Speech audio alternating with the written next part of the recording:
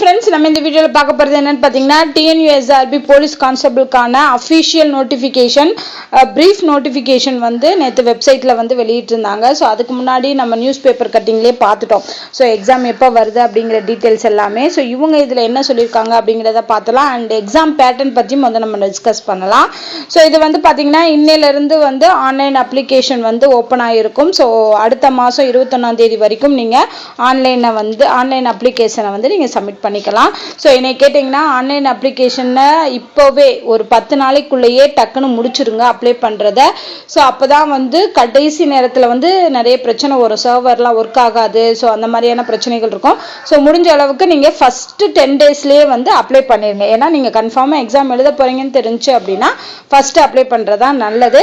So அதுக்கு என்னென்ன documents எல்லாம் வேணும், எப்படி பண்ணணுங்கிறத நீங்கள் யூடியூப்பில் ஆல்ரெடி நிறைய சேனல்ஸில் வந்து போட்டிருக்காங்க எப்படி அப்ளை பண்ணணும் அப்படின்னு. இல்லைன்னா கம்ப்யூட்டர் சென்டர்ஸில் போய் நீங்கள் அப்ளை பண்ணிக்கலாம். ஸோ ஃபஸ்ட் டைமே எந்த ஒரு மிஸ்டேக்கும் இல்லாமல் அப்ளை பண்ணிடுங்க. ஸோ முடிஞ்ச அளவுக்கு ஹியூமன் மிஸ்டேக் வராத அளவுக்கு நீங்கள் பண்ணிடுங்க. அப்போ தான் வந்து நல்லது. ஏன்னா அதுக்கப்புறம் வந்து நீங்கள் திருத்துறதுக்கு டைம் கொடுத்தாலும் அது கரெக்டாக வராது. ஸோ ஃபஸ்ட் டைம் பண்ணும்போதே எந்த ஒரு பிரச்சனையும் இல்லாமல் நீங்கள் அப்ளை பண்ணிடுங்க.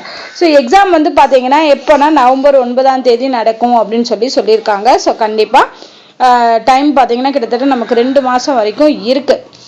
ஸோ இது வந்து ஈஸியான சிலபஸ் தான், இது கம்மியான சிலபஸ் தான். ஸோ அதனால் இப்போ நீங்கள் ஆரம்பித்தா கூட இந்த எக்ஸாமுக்கு நீங்கள் படிச்சிடலாம். ஓகேவா?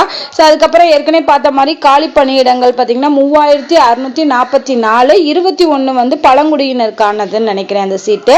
ஸோ நிறைய பேர் கேட்டிருந்தீங்க ஏன் இதில் வந்து ஆண்கள் பெண்கள்னு சொல்லலை அப்படின்னு. ஸோ இப்போதைக்கு 2833 போஸ்டிங்னு சொல்லியிருக்காங்க. மேபி இன்னும் கொஞ்சம் நாளில் வந்து அதை அறிவிக்கிறதுக்கு சான்சஸ் இருக்குது. இது வந்து 2 பேருக்கும் சேர்த்து ஆண்களும் பெண்களும் மொத்தம் வந்து 2833 போஸ்ட்ல வந்து ஜாயின் ஆவாங்க அப்படின்னு தான் கொடுத்துருக்காங்க. மற்றதுக்கெல்லாம் வந்து ஒவ்வொரு இதுலையும் வந்து ஆண்கள் இவ்வளோ பெண்கள் இவ்வளோங்கிறத கொடுத்துட்டாங்க. ஸோ அதை நிறைய பேர் கேட்டிருந்தீங்க.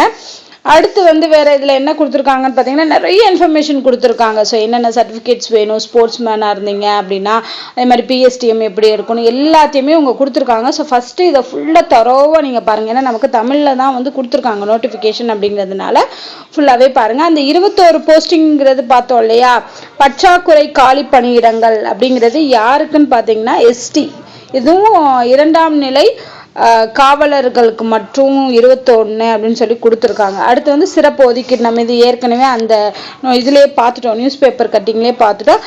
அண்டு ஏஜ் லிமிட் வந்து பார்த்தீங்க, அதாவது நீங்கள் கல்வி தகுதி பார்த்தீங்கன்னா 10th கம்மியான குவாலிஃபிகேஷன் வந்து 10th படிச்சிருந்தா போதும். அண்ட் அதுக்கு இணையான தேர்வில் தேர்ச்சி பெற்றிருக்கணும் அப்படின்னு சொல்லியிருக்காங்க. வயது வந்து அவங்களே இங்கே இயர்ஸ் கொடுத்துட்டாங்க. ஸோ அவங்களுக்கு குழப்பம் இல்லை. இந்த ஏஜ்லேருந்து இந்த ஏஜ், அதாவது இந்த இயர்லேருந்து இந்த இயர் அண்ட் டேட்டோடு மென்ஷன் பண்ணிட்டாங்க.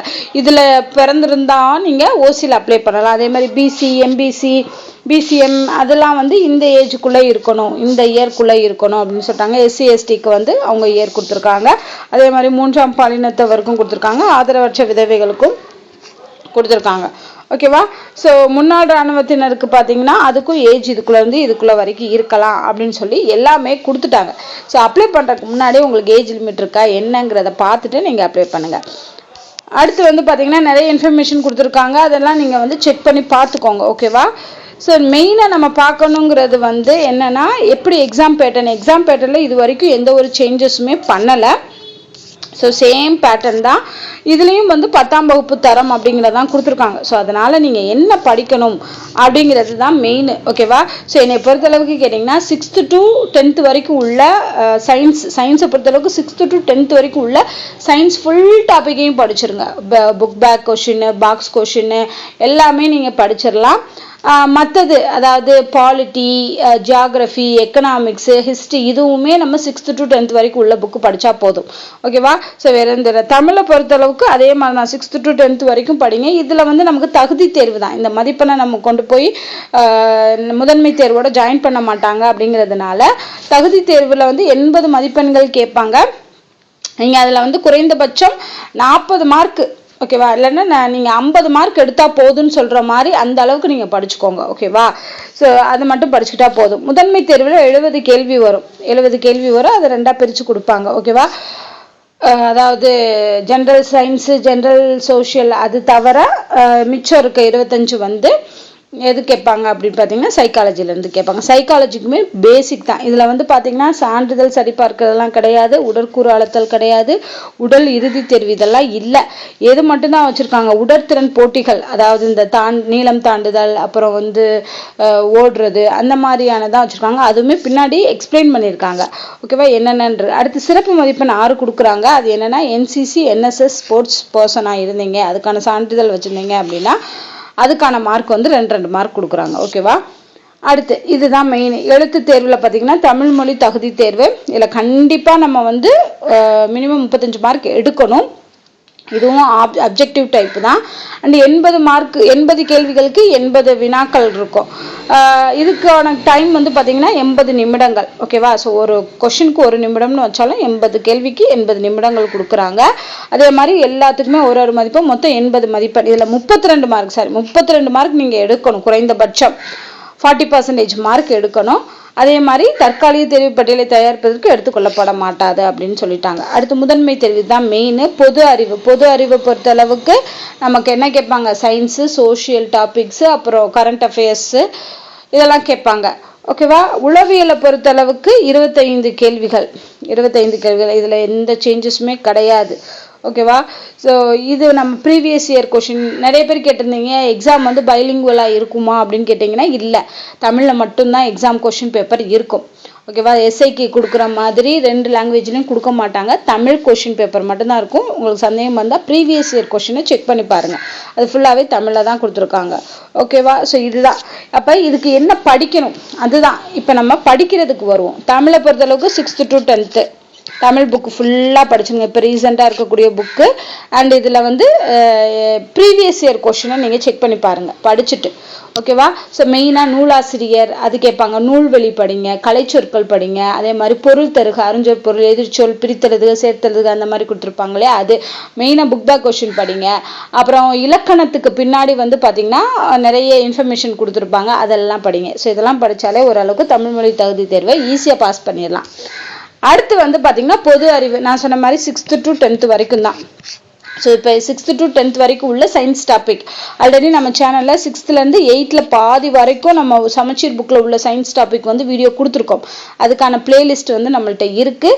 ஸோ அப்படி புக்கில் படிக்க முடியலங்கிறவங்க அந்த பிளேலிஸ்ட்டில் உள்ள ஒவ்வொரு வீடியோவும் டெய்லி படிச்சுக்கிட்டே வந்தீங்கனாலே உங்களுக்கு ஈஸியாக மனப்பாடம் ஆயிரும். அது மட்டும் இல்லாமல் மிச்சம் விட்டு போன வீடியோஸையும் நான் தொடர்ந்து இப்போ போட்டுக்கிட்டு இருக்கேன் வீடியோஸ். அதை நீங்கள் டெய்லி வாட்ச் பண்ணி நோட்ஸ் எடுத்து வச்சுக்கோங்க. இல்லை அப்படின்னா டெய்லி வாட்ச் பண்ணிக்கிட்டே இருந்தாலே உங்களுக்கு ஈஸியாக மனப்பாடம் ஆயிரும். ஓகேவா. அது மட்டும் இல்லாமல் புக் பேக் படிக்கணும். பாக்ஸ் கொஷின், மெயினாக பாக்ஸ் கொஷின் படிங்க, அதுலேருந்து கண்டிப்பாக கொஷின் வரும். அடுத்து அதே மாதிரி தான் இப்போ நம்ம சயின்ஸுக்கு என்ன மாதிரி ஃபாலோ பண்ணுறோமோ அதே தான் சோசியலுக்கும் ஃபாலோ பண்ணுறோம். சோசியலை பொறுத்தளவுக்கு நம்ம சேனலில் ஹிஸ்ட்ரியில் ஒன்லைனர்ஸாக நம்ம வீடியோ கொடுத்துருக்கோம். ஒன்லைனர் வீடியோவும் இருக்குது, அதே மாதிரி பிடிஎஃப்பும் இருக்குது, வேணும்னா மெயில் பண்ணுங்கள். அதே மாதிரி ஹிஸ்ட்ரி தவிர்த்து எக்கனாமிக்ஸும் வந்து பார்த்திங்கன்னா 6th to 10th வரைக்கும் ஒன்லைனர் வீடியோ நம்ம சேனலில் இருக்குது. அதுக்கும் பிடிஎஃப் நம்மள்ட்ட இருக்குது. வாங்கிக்கணும் அப்படின்னா மெயில் பண்ணுங்கள். மெயில் வந்து ladystuff@gmail.com அப்படின்னு சொல்லக்கூடிய மெயில் ஐடி. நான் இந்த மெயில் ஐடியை வந்து கீழே டிஸ்கிரிப்ஷனில் கொடுக்குறேன் அண்ட் ஃபர்ஸ்ட் கமெண்ட்லையும் கொடுக்குறேன், ladystuff@gmail.com. ஓகேவா. ஸோ இதில் இந்த 2 பிடிஎஃப் வேணும் அப்படின்னா நீங்கள் வாங்கிக்கோங்க. சயின்ஸ் பிடிஎஃப் இருக்குது, ஆனால் அது எஸ்ஐ சிலபஸ்க்குரிய சயின்ஸ் பிடிஎஃப் தான் இருக்குது. சமச்சீர் டாபிக் வைஸ் சயின்ஸ் பிடிஎஃப் வந்து இல்லை. இருக்கிறது வரைக்கும் பார்த்தீங்கன்னா 8th வரைக்கும் தான் இருக்குது நம்மள்ட்ட. ஃபுல் 9th 10th உள்ள எல்லா லெசன்ஸுக்குமே கிடையாது, முக்கியமான டாபிக்ஸுக்கு மட்டும்தான் இருக்குது. அடுத்து உளவியலை பொறுத்தளவுக்கு பேசிக் தான் நம்மளுக்கு கேட்பாங்க. அப்படிங்கிறப்போ நம்ம நிறைய கொஷின் பேப்பரில் இருக்கிறது அந்த மாதிரி நீங்கள் பார்த்தாலே உளவியலில் பண்ணி முடிச்சிடலாம், உளவியலை படிச்சிடலாம்.